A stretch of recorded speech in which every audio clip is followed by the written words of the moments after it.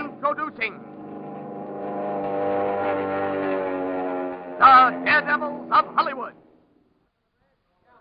All right, everybody. A man's life depends on your teamwork. Now on your toes. Well, hello, Raymond. hello. Say, we're about ready for your scene. What's it all about? Well, you're driving that car over there, and as you approach the drawbridge, it starts to go up. Very interesting. Then what happens? Well, you're climbing along about 70 miles an hour, so you break through the stop gates and go right on out onto the bridge. Oh, gets more interesting all along. Go ahead. This bridge, you see, it parts in the middle, and when you get to the opening, you just sail on across. I see. How wide will the opening be when I get there? It'll be about 15 feet. Well, that's okay with me. I'll stand by for your signal. All right, everybody. Here we go.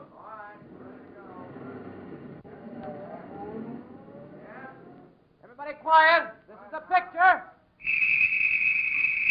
Okay. Give him the signal, George. Camera. Hey, look at that guy. Is he kicking that bus along? You're not kidding. There goes the bridge. Now watch this for camera. Here's your shot, Mr. Holt. I hope he makes it.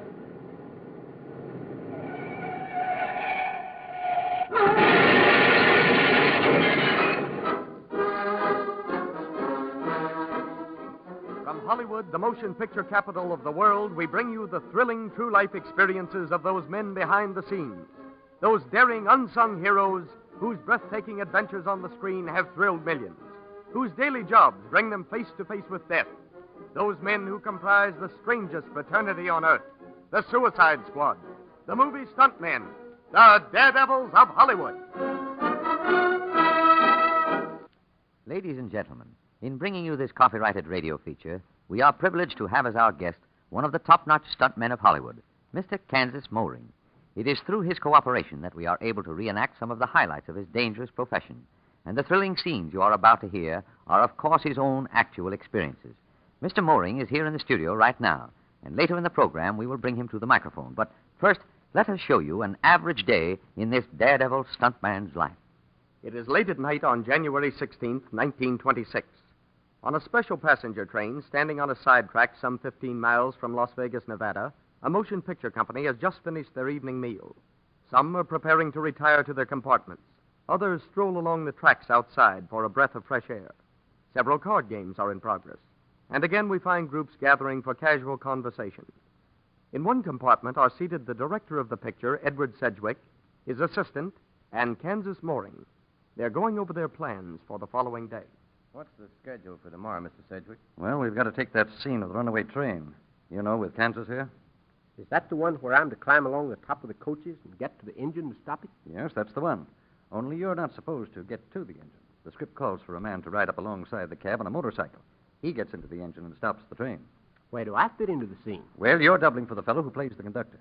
You notice that the train is not slowing up as usual for the turns, so you know there's something wrong. Yes, we already have those interior scenes with the conductor. That's right.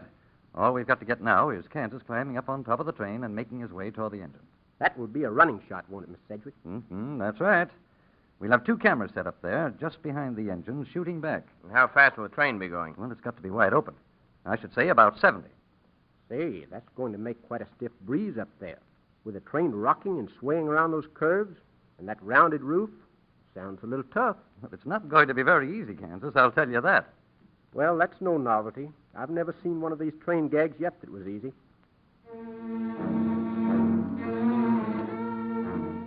The next morning, bright and early, we find the crew up and working. A platform just behind the engine is being completed on which will rest the cameras. A survey of the track ahead is being made. Kansas Moring has just finished an inspection of the car roofs over which he is to go. And now we find him talking with the director.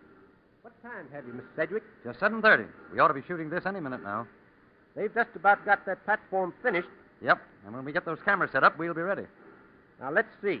I'm to make my way along the top of the cars to about the third coach from the engine. Is that right? That's it, Kansas. And that is where the other stuntman gets on from his motorcycle. That'll be about a mile down the track? Yes, just about. So you'd better start crawling up on top when we pass that bridge down there. That'll give you plenty of time. I don't think I'm going to be able to walk very well up there. There's no place for good footing. And the wind will be pretty strong, too. Well, just crawl along on your hands and knees. Take it easy. We'll have plenty of time. Well, I'll stand up and walk, if it's possible. Now, look, Kansas, just to make the shot look good, I'd like you to pretend to slip once or twice. You know, grab one of those metal ventilators and hold on. It'll be a nice little thrill. If this thing works out as I think it will, I won't have to do much pretending. Cameras are all set, Mr. Sedgwick. Anytime you're ready. Good. Well, let's get this shot, Kansas. Right. I'll watch you for the flag signal. Okay, Monty. Let's get up there on the platform. All right. I'm right behind you. That's it. Well, here we are. Well, I guess we're ready. Let's go.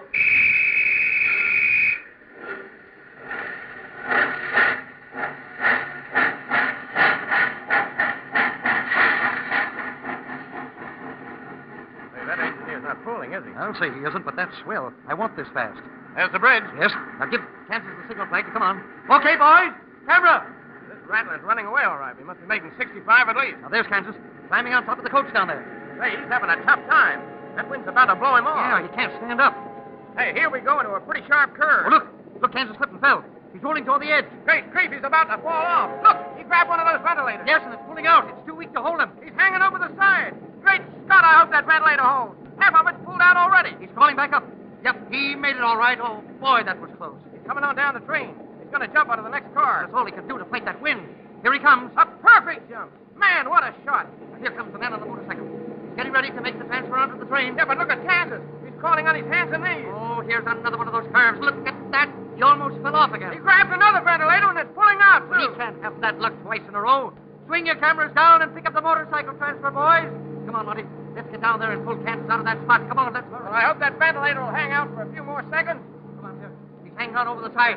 Come on, he's holding on. I guess they completed the transfer. The train's stopping. Yeah, come on, come on. Here we are. Give me your hand, Kansas. That's it. Okay, Mr. Sedgwick. Yes. Let's pull together. All right. That's the stop now.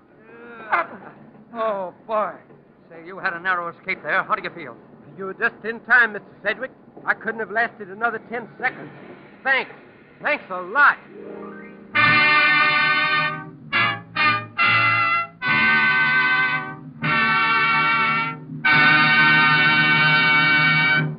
Ladies and gentlemen, it is our pleasure to present the daring stuntman who made that scene and in so doing came near to losing his life, whose job it is to make such scenes for motion pictures.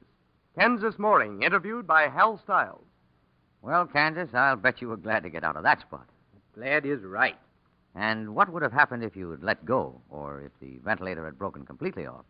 Well, I just wouldn't be here now if that had happened. Say, Kansas, how many stunts do you suppose you've done for pictures? Well, that's a tough one. Let's see. 19 years in the business and 3 or 4 stunts a week. Well, you figure it out. Well, I'm not very good at mathematics either, but tell me, have you ever been hurt? Oh, just banged up now and then. I've never been seriously hurt. Well, that is really remarkable. Now, tell me, what type of stunts have you done mostly? Well, I guess I've done more horse stuff than anything else. I remember one stunt that was plenty tough. I was supposed to dive a horse over a cliff into an immense tank of water. It was back in about 1923 at Universal. Bill Kraft, the director, was in an awful hurry. He was... Just a minute, Kansas. We're anxious, very anxious to hear about that, but first, let's have a word from our sponsor. Okay, Kansas. Now, what about that horse stunt? Well, it was on the lot at Universal Studios, and I was doubling for Hoot Gibson. They had a big chute rigged up with a trap door in it that made a slide. That slide had axle grease on it. The whole thing was about 65 feet above the water. I was on a horse up there, and they were ready to take the shot. All right, everybody. Gonna take this scene. You all set, Kansas? Yeah, I'm ready. You got those fire hoses in the bottom of the tank, haven't you, Bill? You know, to make the water look rough. Yes, sir. All set. All right, turn them on. Okay, here we go. Roll them. Bring the trap, men.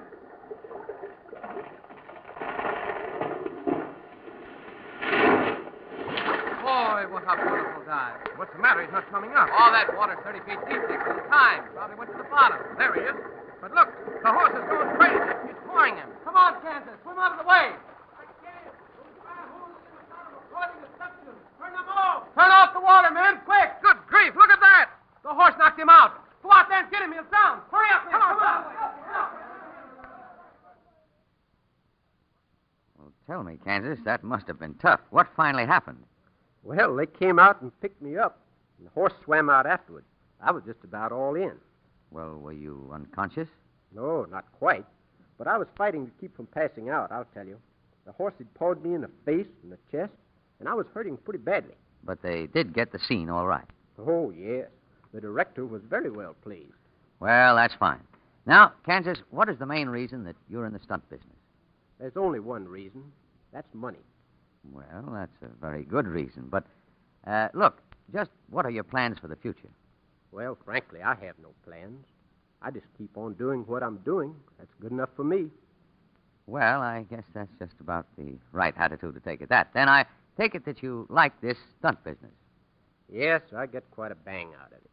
You never know what they'll have you doing next. Well, there's an old saying, you know, nothing like variety.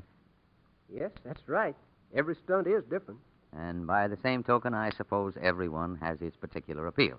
Well, we've certainly enjoyed your stories, Kansas, and on behalf of our listeners, I want to thank you very sincerely for coming here.